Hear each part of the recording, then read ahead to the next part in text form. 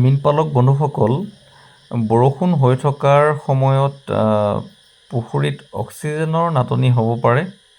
তাৰোপৰি যদিহে আপোনালোকে অতিৰিক্ত খাদ্য পুখুৰীত দিয়ে, তেতিয়াও আপোনালোকৰ পুখুৰীত অক্সিজেনৰ পৰিমাণ কমি যাব পাৰে। কিয়নো মাছে যিখিনি খাদ্য ভক্ষণ কৰিব আৰু যিখিনি ভক্ষণ কৰিব নোৱাৰিব, সেই খাদ্যখিনি পানীৰ তললৈ গৈ পচিবলৈ আৰম্ভ কৰে আৰু তেতিয়াই পুখুৰীত অক্সিজেনৰ উপস্থিতি কমি যায় আৰু বিষাক্ত গেছেৰে পুখুৰী ভৰি পৰিব পাৰে। যাৰ কাৰণে আপোনালোকে ততালিকে এনে সমস্যাৰ পৰা ৰক্ষা পাবৰ কাৰণে অক্সিজেন টেবলেট, তাৰোপৰি বিষাক্ত এমনিয়াৰ দৰে গেছ নিৰ্মূলকৰণ কৰিবৰ কাৰণে প্ৰয়োজনীয় ঔষধ পাতি লগত ৰাখিলে নিশ্চয় সুফল পাব পাৰিব।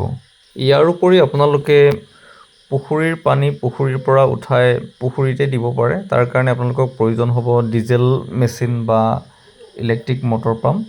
ইয়াৰ উপৰি আপোনালোকে প্ৰয়োজন সাপেক্ষে বা সামৰ্থ্য অনুযায়ী পেডেল এৰিয়েটৰো ব্যৱহাৰ কৰিব পাৰে, যিয়ে পুখুৰীৰ পানীত দ্ৰৱীভূত অম্লজানৰ মাত্ৰা বৃদ্ধি কৰিব আৰু মাছসমূহ পুখুৰীৰ তলিভাগত থকাটো নিশ্চিত কৰি তুলিব। আৰু যিহেতু অক্সিজেনৰ মাত্ৰা কমি গ'লে মাছৰ মৃত্যু হ'ব পাৰে, সেইকাৰণে বিশেষকৈ বাৰিষা কালৰ সময়ছোৱাত মীনপালকসকলে সচেতন হ'ব লাগে, যাতে পুখুৰীত অক্সিজেনৰ মাত্ৰা কমি নাযায়।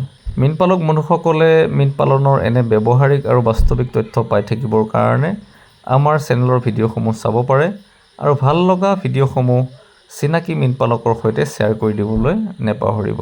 ধন্যবাদ।